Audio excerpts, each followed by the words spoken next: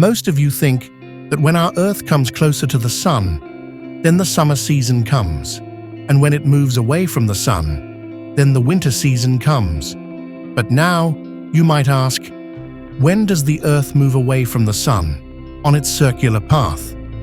In reality, the Earth's orbit around the sun is not perfectly circular, but elliptical.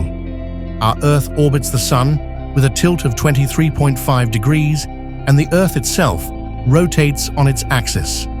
When our Earth comes closer to the sun, it is called perihelion. During this time, due to Earth's tilt, the sun's rays only cover a part of the Earth, resulting in the winter season. And when the Earth is at a greater distance from the sun, it is called aphelion. At this time, the sun's rays cover a larger part of the Earth, leading to the hot season. Let's see how many people already knew this. Please tell us in the comments, and if you have learned something new today, don't forget to subscribe to our channel.